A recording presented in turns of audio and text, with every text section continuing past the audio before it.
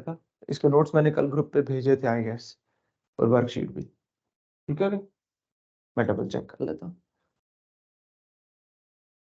Yes, भेज दिए थे मैंने। ठीक हो गया। Alright, now Rowena buys and sells clothes. She buys a jacket for $40। Now she, पहली लाइन ही पढ़ के नजर आ रहा है, she is doing some kind of a trade. She buys and then sells. ठीक हो गया। She buys a jacket for $40 and sell it for 45.40%. Calculate the percentage profit. Profit percentage, कितना profit हो रहा है, change कितना परसेंट change आया है। Profit क्या है, change है ना, तो मतलब कितना फर्क आया है। तो वो फॉर्मूला change, मैंने जो आपको फॉर्मूला लिखा है मैं पहले वो लिखवाने लगा।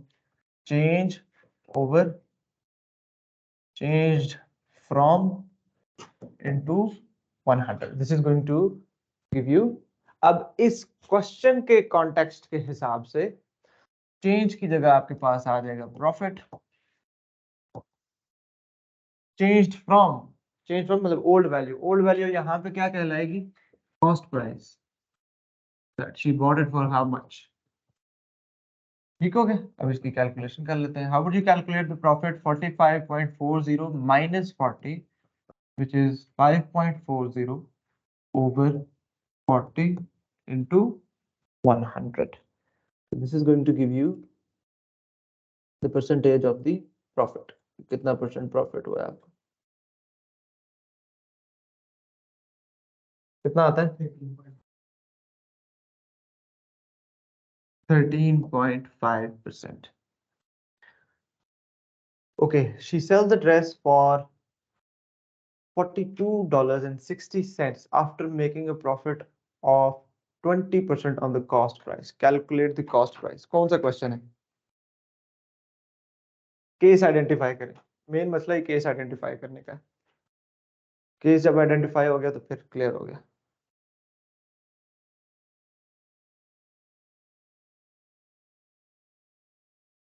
आप बताएं मेहरमा,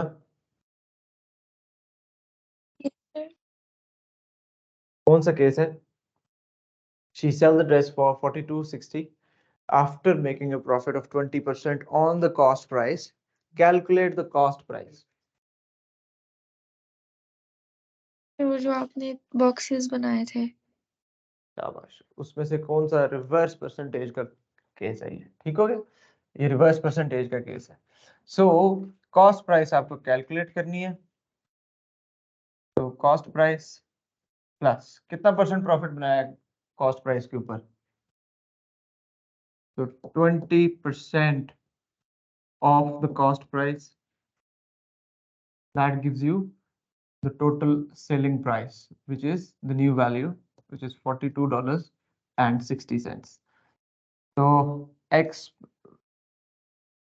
इसको आप, मैंने x बोला था, x करना है x कर लें, कॉस्ट प्राइस लिखा रहने देना है, कॉस्ट प्राइस कर लें। 0.2x equals to 42.60. 1x plus 0.2x is 1.2x is equals to 42.60. X is equals to 42.60 divided by 1.2. कितना आंसर आता है,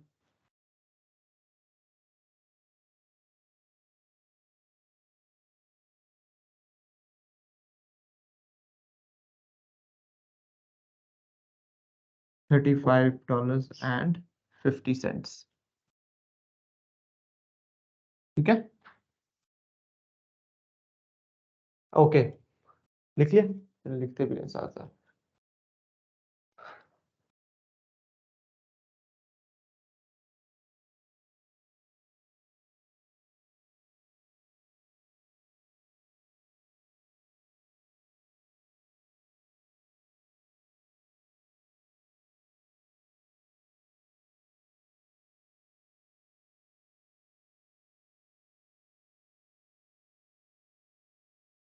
अच्छा जी, she invests $500 for 15 years at the rate of 2% per year.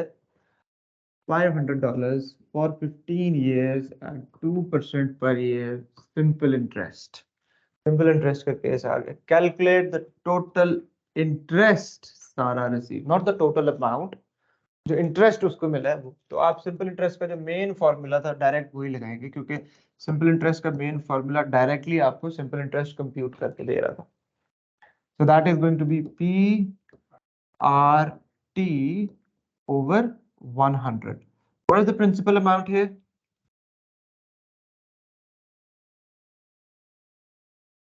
$500. R rate क्या है? 2%. ये R है, ठीक है. टाइम कितना है? 15. ये भी पर ईयर चल रहा है और ये भी ईयर्स में है, so we don't have to worry about it. Over 100. ये आपके पास आ गया सिंपल इंटरेस्ट.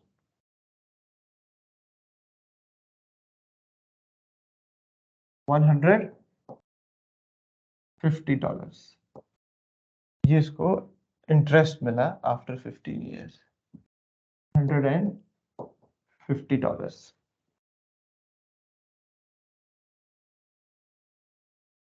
अच्छा जी.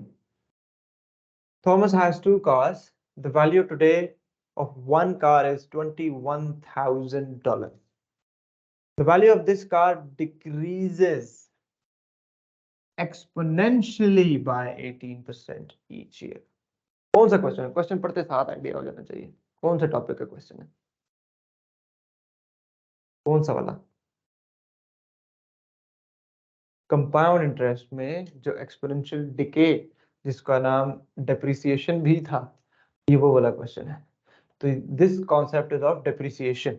इस पर डेप्रिसिएशन अप्लाई हो रहा है. सो डेप्रिसिएशन है 18% each year. Calculate the value of this car after 5 years. Value of this car ए आपने कैलकुलेट कर. सो फॉर्मूला था डेप्रिसिएशन का P into 1 minus R over 100 whole power time. So A is equals to P, initial value of the car, which is 21,000, 1 minus 18%. Time कितना है? 5 years की बात करता हूँ. यहाँ से आप इसको कैलकुलेट कर लें.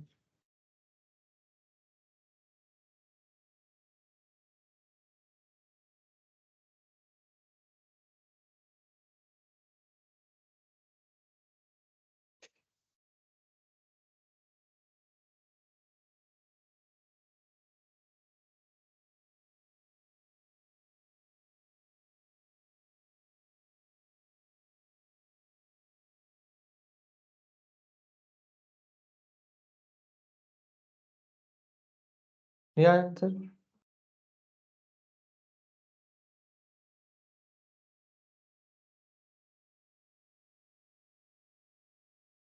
4.082 नहीं, that's not a sensible answer. 5 सालों में इसका आंसर आना चाहिए तकरीबन 15,000 से 18 के अराउंड बीच में कहीं शायद.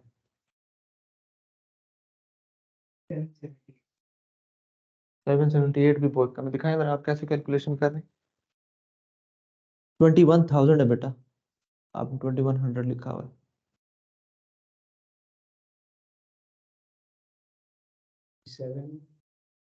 7,785 एंड सेंट्स कितने आ रहे हैं? सेंट्स दोबारा देखें कितने आ रहे हैं. 54. तो 7,000 कितना? 7,785 and 54 cents. This is your final answer. 7785.54. बेटा ऑल्दो आपके पेपर के स्टार्ट में लिखा होता है कि नॉन एग्जैक्ट वैल्यूज को 3 सिग्निफिकेंट फिगर्स में देना है, लेकिन जब भी आप करेंसी से रिलेटेड क्वेश्चंस करेंगे उसको आपने 2 डेसिमल प्लेसेस में अपना आंसर देना है. ठीक है. अच्छा, the value today of the car of the other car is $1,500. The value today of the other car is $1,500. The value of this car increases exponentially. ये increase कर रही है exponentially by X% each year After 12 years, the value of the car is $42,190. Calculate the value of X. First of all, what case is this? Compound interest, जिसमें आप exponential growth की बात कर रहे हैं। तो जब एक्सपोनेंशियल ग्रोथ की बात कर रहे हैं, सेम फॉर्मूला लोगे, क्या चेंज आएगा उसमें? 1 प्लस। शाबाश। फिर उसके बाद क्वेश्चन क्या है इसमें, फाइंड क्या करना है? आप रेट फाइंड करना है, x ओवर 100 हो जाएगा। शाबाश। So a is equals to p into 1 plus r over 100 whole power time. This is the formula which we are going to use. The value of the car after the given time is 42,190. अब ये question जरा ध्यान से देखिएगा, ये question आसान है, इसमें अलजेब्रिक मैनिपुलेशन आ गई काफी, मतलब रीअरेंजमेंट ऑफ द फॉर्मूला। अच्छा, ए है आपके पास 42,190. This is the value of the car after 12 years. Initial value of the car is given up here, which is 1500 times 1 plus x over 100 whole power time. Time is 12 years. इस x को subject बनाना है। If you recall algebra में मैं थोड़ा सा इसको नीचे करके लिख देता हूँ so that you can have a better look at it.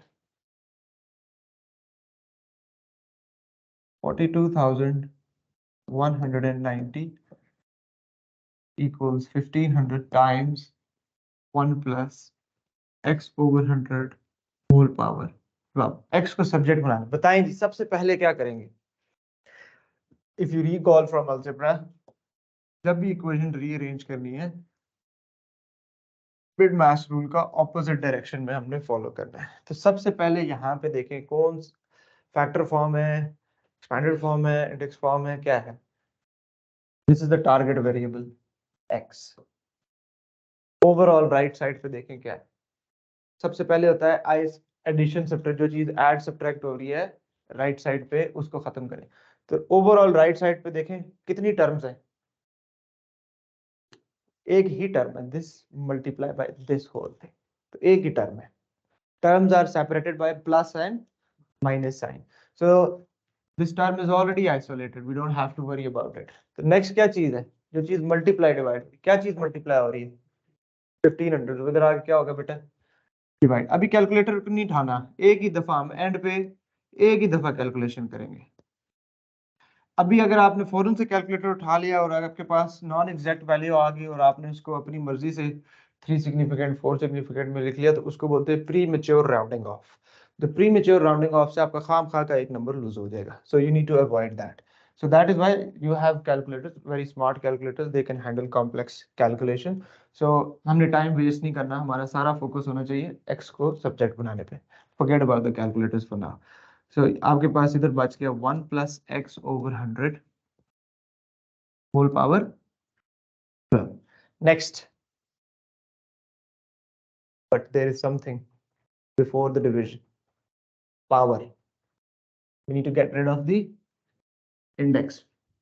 ठीक हो गया? ओवरऑल में कोई चीज डिवाइड नहीं हो रही इसके साथ, ठीक है? ओवरऑल इसके साथ कोई चीज मल्टीप्लाई डिवाइड नहीं, मल्टीप्लाई जो हो रही थी we have already gotten rid of it.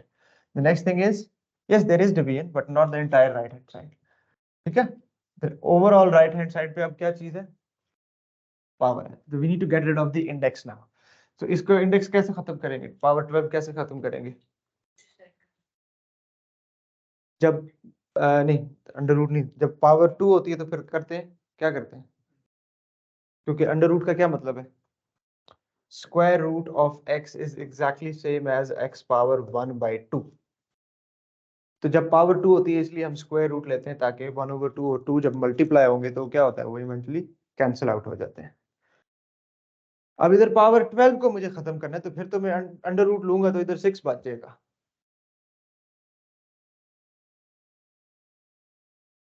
12th root लेंगे, क्या लेंगे?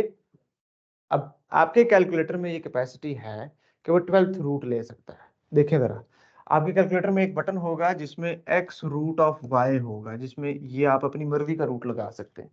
उसी रूट वाले बटन को मेरा ख्याल है शिफ्ट प्रेस करके आप करेंगे। दिखाना जरा, शो मी द कैलकुलेटर। हाँ नहीं, उस रूट वाले बटन में नहीं है।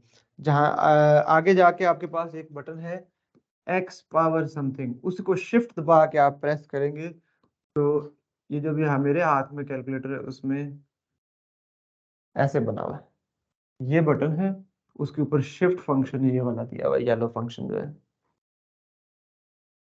Have you found it? अगर ये नहीं मिला, ऑल्टरनेट क्या है? लेट से आपके पास ऐसा कैलकुलेटर ही नहीं है जिसपे आप अपनी मर्जी का रूट ले सकते, फिर क्या दूसरा ऑप्शन क्या है? इंडिसेस भूल गए इसका मतलब है। कौन बताएगा ऑल्टरनेट ऑप्शन क्या है? GCE students, very important question for you guys. आपका नॉन कैलकुलेटर पेपर होता है, उसमें से रिलेटेड काफी सारे क्वेश्चंस आते हैं, लेकिन कैलकुलेटर वाले तो कुछ ना कुछ कर लेंगे।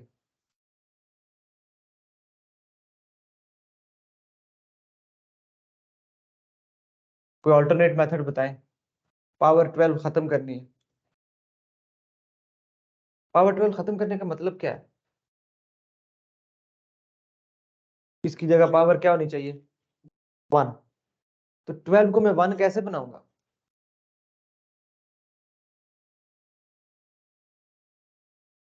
वो तो एक रूट वाला ऑप्शन आपने बता दिया ना।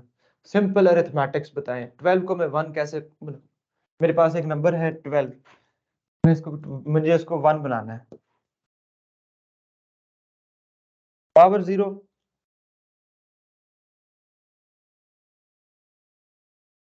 आप दोनों तरफ पावर 0 लेंगे तो ये सारा 1 में कन्वर्ट होगा, मुझे सिर्फ 12 को 1 बनाना है।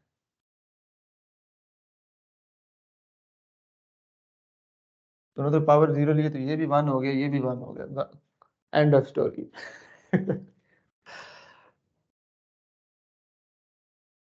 Come on guys. We will divide. Yes, we will divide it with the 12, यानी कि आप उसको मल्टीप्लाई कर दें 1/12 से। तो इन शॉर्ट आपने दोनों तरफ क्या पावर ले लेनी है? 1/12। जैसे आप कहते हैं taking square on both sides, taking cube on both sides, बिल्कुल exactly in the same manner we will take a power of 1/12 on both sides. Now I have given you two options, दोनों से same answer आएगा। Either take 12th root on both sides or take a power of 1/12 on both sides. अच्छा, I'll keep this thing as it is. ये 12 इस 12 से cut गया, 1 बच गया। अब राइट साइड पे मुझे बताएं क्या चीज है। अब मिड मैथ्स रूल को जब अपोजिट डायरेक्शन में फॉलो करेंगे तो सबसे पहले अब यहाँ पे दो टर्म्स आ गई, तो get rid of the term, extra term 1, तो ये 1 उधर जाके माइनस हो जाएगा।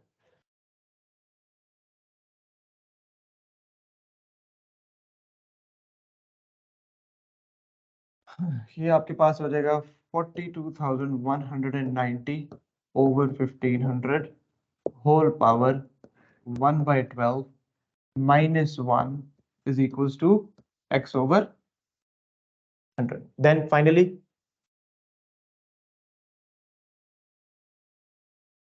सबके साथ मल्टीप्लाई हो जाएगा, तो x will be equals to 100 times 42,190 over 1500 whole power 1/12 minus 1 bracket close. इसको एज इट इज कैलकुलेटर में एंटर कर दें। एक ही दफा अब आपने कैलकुलेटर उठाना है और इसको एज इट इज कैलकुलेटर में पुट कर देना है।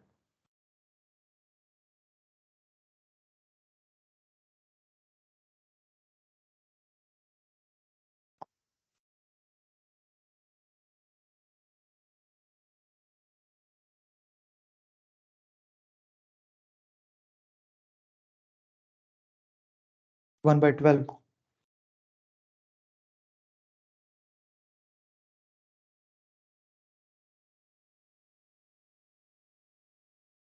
2.0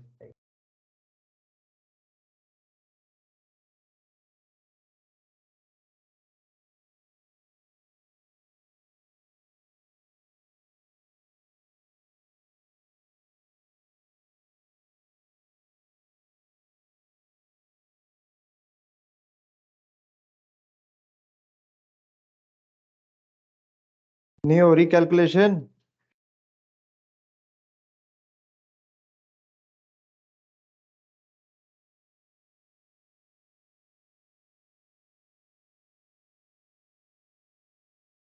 क्या आंसर है बेटा? 32.05। आपका आ गया आंसर? सही में आ रहा है? इसको थ्री सिग्निफिकेंट फिगर में क्या लिखेंगे? 33 सिग्निफिकेंट फिगर 32.1%। 32.1%।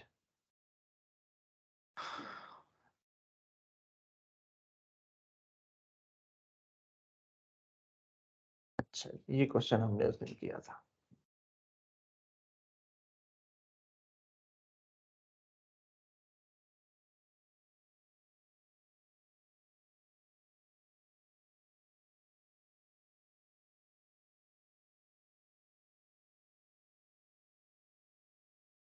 ये भी हमने किया था।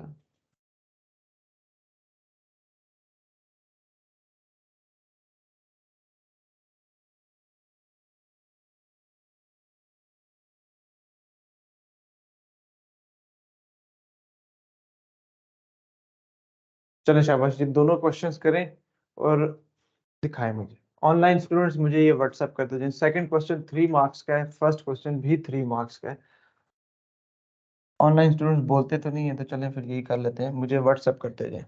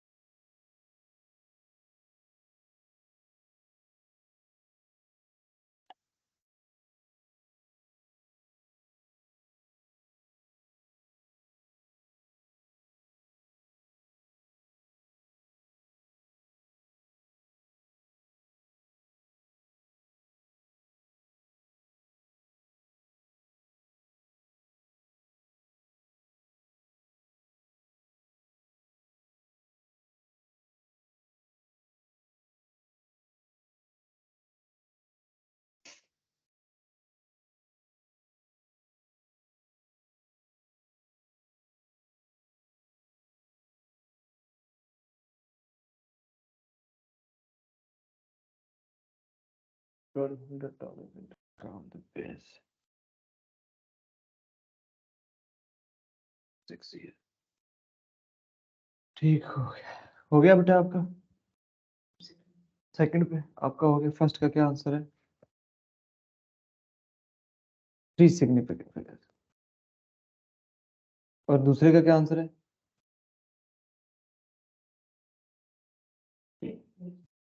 ठीक शाबाश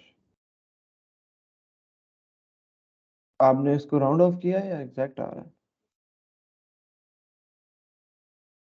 करेंसी उसमें क्या बोल रहा है नीरज में बता रहा अच्छा ठीक है फिर 74 होएगा इजन बेटा आपका जो है वो आंसर ठीक है आपने क्वेश्चन की जो लास्ट ये जो लाइन है ये नहीं पढ़ी शायद give your answer correct to the nearest dollar मेहरमा आपका ठीक है शाबाश आयशा खुर्रम आपने भी बेटे लास्ट लाइन नहीं पढ़ी बाकी ठीक है ओके राइट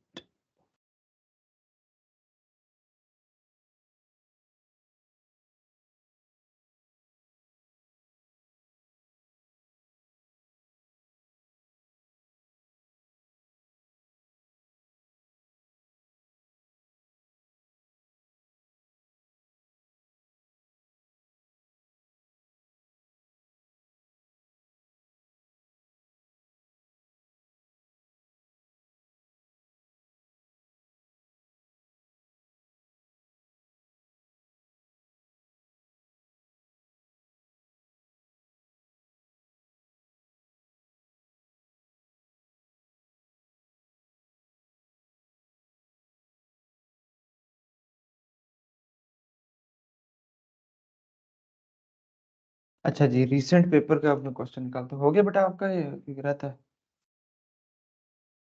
कर रहे हैं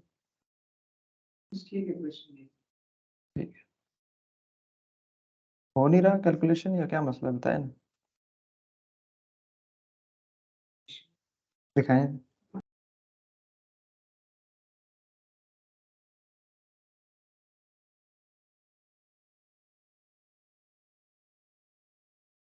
कौन सा वाला कर रहे हैं पार्ट बी बेटा को क्वेश्चन पढ़े जरा ध्यान से compound interest formula simple interest का लगा रहे हैं ठीक है ऊपर वाला हो गया नहीं ऊपर वाला रिवर्स परसेंटेज का क्वेश्चन ही नहीं है ऊपर वाला देखें the price of a house decreased from 82,500 to 77,000 तो कितना परसेंट डिक्रीज हुआ है कितना परसेंट डिक्रीज हुआ है वो ओल्ड वैल्यू तो पूछ ही नहीं रहा चेंज पूछ रहा है कितना परसेंट चेंज ठीक है तो कितना डिक्रीज हुआ है 82,000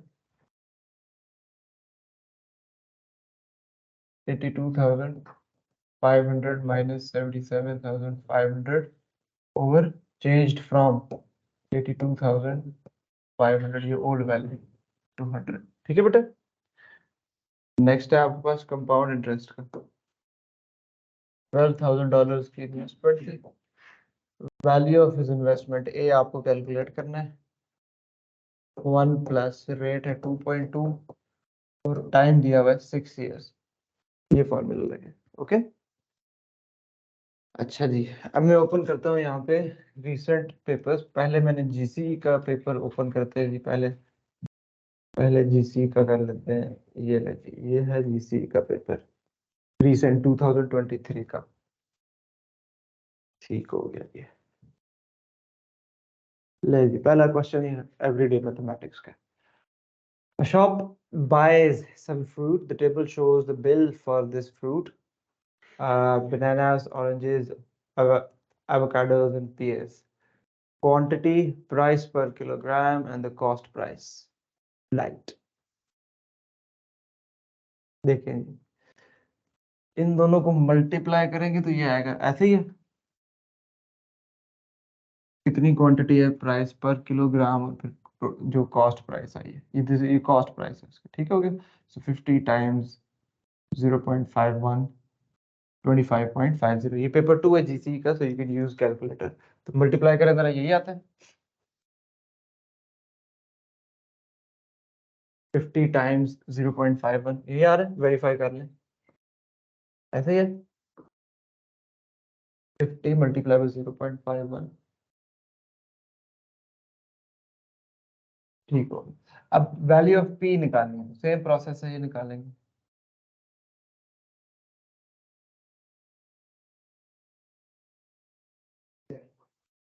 $97.2,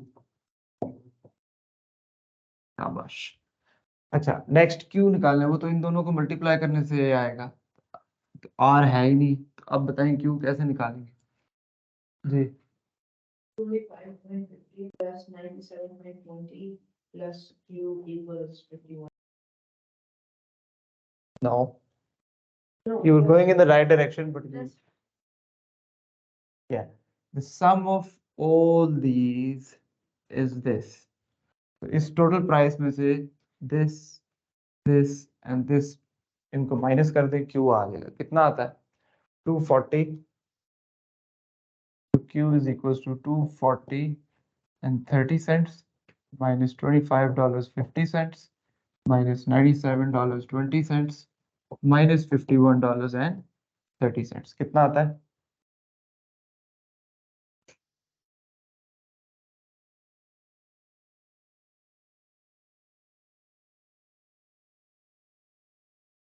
$66.3 ठीक हो गया। अब R कैसे निकलेगा? किसको न्यूमरेटर? शाबाश, 66.34। इसी तरीके से S भी सेम प्रोसेस, 51.30 डिवाइडेड बाय 45, 1. ये आपका पहला क्वेश्चन हो गया, find the value of P, Q, R and S। The shop sells all this fruit for a total of $325. ठीक हो गया, calculate the percentage profit. Total cost थी 240 and 30 cents, total cost price थी $240.30। यही सारा fruit उन्होंने $325 का sell out कर दिया, कितना परसेंट प्रॉफिट हुआ है? प्रॉफिट क्या होता है? इंक्रीज्ड अमाउंट, उसकी परसेंटेज पूछ रहे, इंक्रीज परसेंटेज का वही formula, change over changed from, the profit over the cost price. Profit कैसे निकलेगा?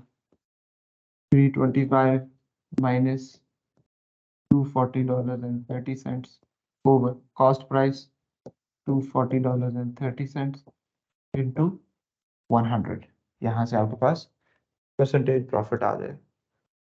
2 मार्क्स का क्वेश्चन है ये। Fraction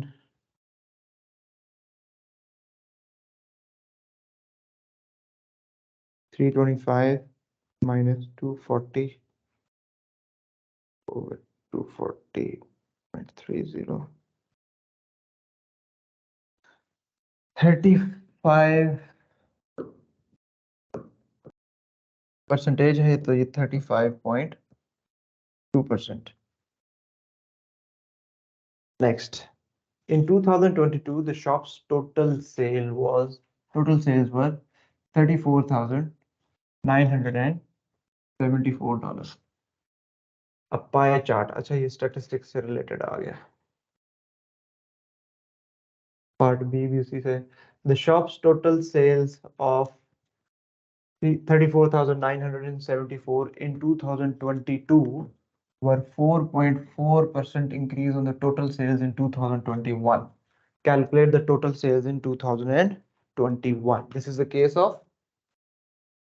case of the reverse percentage. So X plus 4.4% of X is equals to $34,974. अच्छा, so 1x 4.4 over 100 कितना आएगा बेटा? 0.044 X is equals to 34,974. You can do this on calculator if you can't do it in your head. So 1x plus 0.044x will be 1.044x equals 34,974. And x will be equals to 34,974 over 1.044.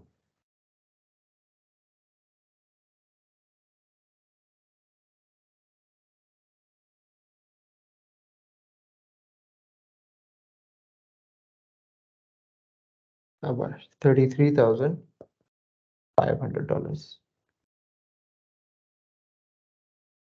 लें ये question खत्म हो गया the equation and solve चलें ये algebra का question आया और हाउस होल्ड फाइनेंस से रिलेटेड ये luckily next question one chocolate bar costs p cents and one packet of sweets cost 35 cents Danish pays $9.10 for 5 chocolate bars and 8 packets of sweets form an equation and solve it in order to find out the value of p okay chocolate bar एक की cost कितनी है p cents दो की कितनी होगी तीन की कितनी होगी 5 chocolate bars की कितनी होगी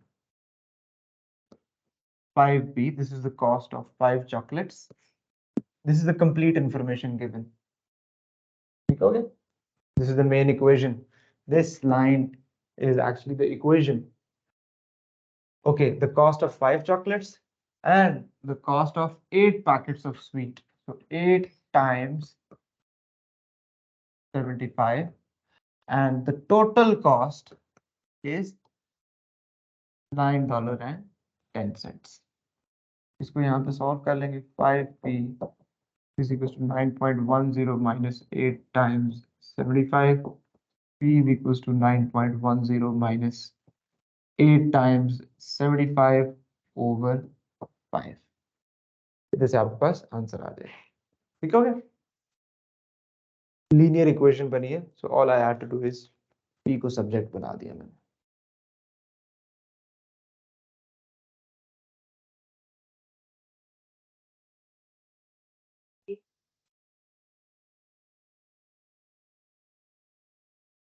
गुड क्वेश्चन आप कह रहे हैं ये 75 सेंट्स हैं तो इसको डॉलर्स में करें ठीक हो गया मैं तब करता जब ये मुझे डॉलर्स में दी होती बट यस एक गलती हुई है मेरे से मैंने cents plus cents is equal to dollars कर दिया ये गलती हुई है मेरे से गुड तो ये क्या होगा 910 होगा ये इंस्टेड ऑफ $9.10 910 सेंट्स होगा ठीक है मल्टीप्लाई बाय 100 करेंगे तो ये 910 आ जाएगा सो 900 माइनस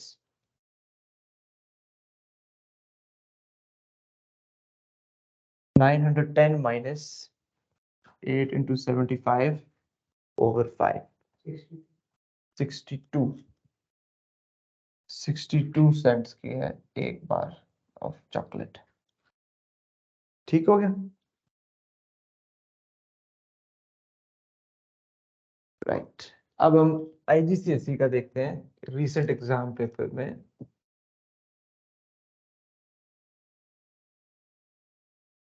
कोई क्वेश्चन देखते हैं इसका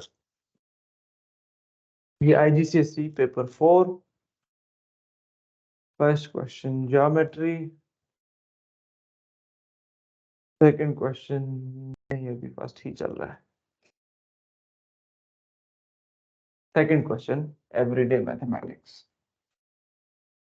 Anil changes $830 into euros when the exchange rate is a euro is to $1.16. He spent 500 euros. He then changes the remaining money back into dollars at the same exchange rate. Work out how much in dollars Anil received. Okay, question क्या है dollars है उसको euros में convert कराता है ठीक हो गया और फिर उसमें से 500 euros spend करता है फिर जितने रह जाते हैं उनको वापस डॉलर्स में कन्वर्ट कराता है ठीक हो गया सो फर्स्ट ऑफ ऑल $830 को यूरोस में कन्वर्ट करते हैं dollars and then euros. So $830. Known information क्या है? 1 euro is to $1.16. $830, how many euros? So 830 divided by 1.16 multiply by 1. तो 1 multiply करने से कोई फर्क नहीं. 830 divided by 1.16 करें. कितना आता है? 715.51. $715.51. ये आ गया आपके पास अमाउंट इन यूरोस. इसमें से 500 उसमें स्पेंड कर दिया. 715 minus 500 कितना आता है? सॉरी 715 51 cents भी है. 51 cents minus 500. That gives you $215 and 51 cents. ऐसे ही. ओके ये यूरोस, सॉरी ये यूरोस में जाता है. अब ये जो रिमेनिंग यूरोस है उसको वापस डॉलर में कन्वर्ट कराता है at the same exchange rate. So again, dollars, euros, 1.16 against 1 euro. How many dollars? Or $215.51. 1.16 multiplied by 215.51. अच्छा, क्वेश्चन तो मैंने कर लिया. इसमें एक मैंने बड़ी सिली मिस्टेक किया है. मैंने इधर भी x कर दिया, इधर भी x कर दिया. मार्क्स तो नहीं कटेंगे बट कोशिश करें वेरिएबल डिफरेंट डिफाइन करें. इसको y कर देते हैं. ठीक हो गया? Sir, yes. what if we convert 500 euros into dollars and just subtract? Yeah, we can do that as well. What if we convert 500 euros into dollars and then just Yeah. subtract it? You From say that 830. you convert 500 euros into dollars. बिल्कुल कर सकते हैं. 500 euros को dollars में convert करें तो आपके पास वो स्पेंट अमाउंट आ जाएगी कि कितने 830 में से कितने, तो डायरेक्ट आंसर आ जाएगा. Yes, that's a smart approach. ठीक है, वेरी गुड. हाँ जी, कितना आंसर आता है यहाँ से? 249. अच्छा, उसने ये तो नहीं बोला नीरज डॉलर में देना है? नहीं. तो $249.99. 99 के बाद क्या है? 1 है. ठीक है, फिर ये 249.99. अच्छा, in 2021 Anil earns 37,000. He spends 12,400 on bills in 2021. Calculate the percentage of his earning on the bills. कितना परसेंट उसने बिल पे लगाया? So you want to know the amount you spent on bills as a percentage of his earning. तो पहला case था percentage का. कितना लगाया bills पे? 12,400. टोटल अर्निंग कितनी है? Multiply by 100. यहाँ से आंसर आ जाएगा.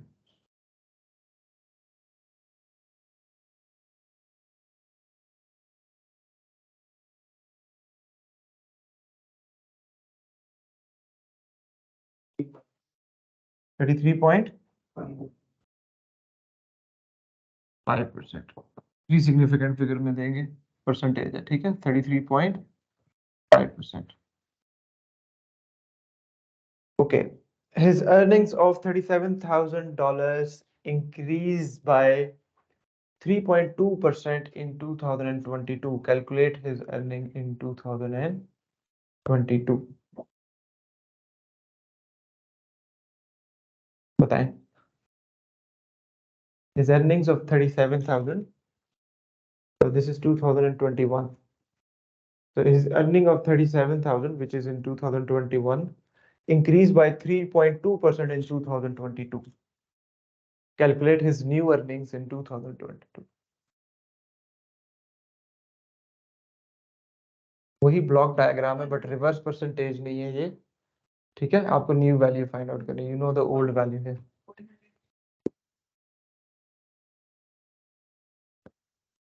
37,000 old value plus percentage of old value 3.2% of 37,000, and this is going to give you the new value which is his earning in 2022. ठीक है, ये थी ना block diagram. Old value plus percentage of old value equals to new value. जब old value find out करनी है तो वो रिवर्स परसेंटेज बन जाता है. अभी ये न्यू वैल्यू फाइंड आउट करने का कह रहा है. ठीक है, so you know the old value, तो सिंपल आपने ये वाला पार्ट लिखा है और वो न्यू पार्ट कैलकुलेट कर लेंगे. कितना आ रहा है? 38,000. बैंक ऑन 38,184 या पॉइंट्स के बाद ये, तो $38,184. ठीक हो गया. Anil invests $3,500 in an account that pays a rate of 2.4% per year compound interest. Compound interest, calculate the total interest, and compound interest का क्वेश्चन है और उसमें क्या पूछ रहा है? इंटरेस्ट कितना है. तो कंपाउंड इंटरेस्ट में इंटरेस्ट कैसे निकालें? कंपाउंड इंटरेस्ट का मेन फॉर्मूला क्या कंप्यूट करके देता है? अमाउंट कैलकुलेट करता है. यहाँ पे वो क्या पूछ रहा है? इंटरेस्ट पूछ रहा है. तो इंटरेस्ट कैसे निकालेंगे? Compound interest will be equal to a minus the principal amount. अब a कैसे निकालते हैं?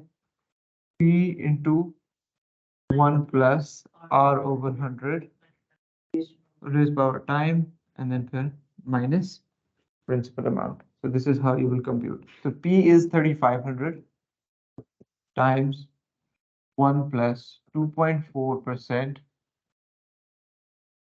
power, how much time? 5 years, and then minus 3,500. इसको कैलकुलेट करेंगे, इंटरेस्ट आ जाएगा आपके पास.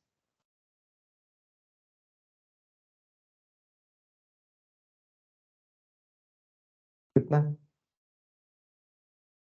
ये x सब्स्टिट्यूट नहीं है चलती. 3,500 multiplied by 1 plus 2.4% whole power 5 minus 35.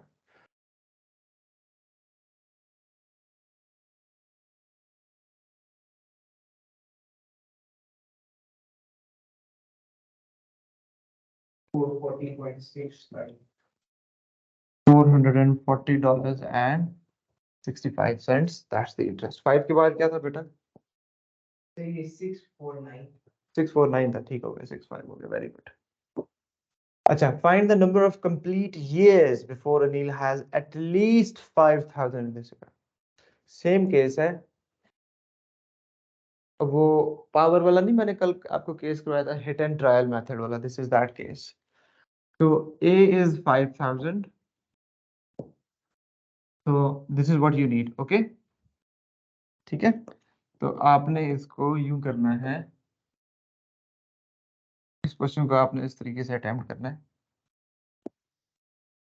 Principal amount कितना था बेटा? 3,500 multiply by 1 plus 2.4% whole power time is unknown.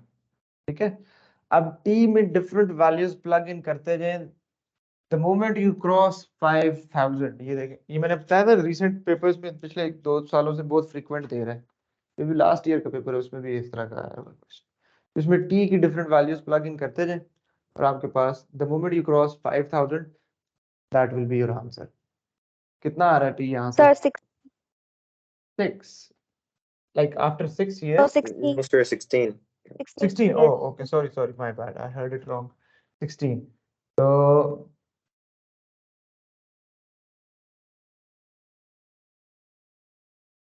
ठीक हो गया. तो t is equal to 16 आ गया. 3 मार्क्स का क्वेश्चन है. आपने इधर मेंशन, अब पेपर में आपने कैसे करना है? Using hit and trial या test and trial, hit and trial method.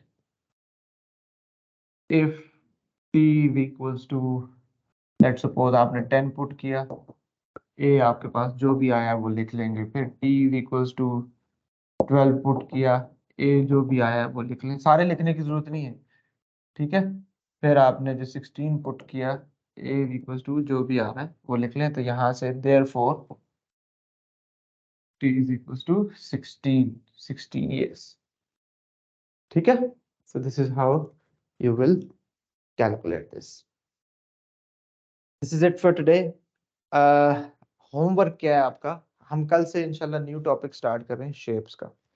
Homework आपका ये बेटा, कंपाउंड इंटरेस्ट में एक सिचुएशन बनाएं, खुद से अपनी मर्जी की अमाउंट, सॉरी प्रिंसिपल अमाउंट रखें, रेट अपनी मर्जी का रखें, टाइम भी अपनी मर्जी का रखें, बट टाइम और रेट का यूनिट डिफरेंट करके जरा देखें।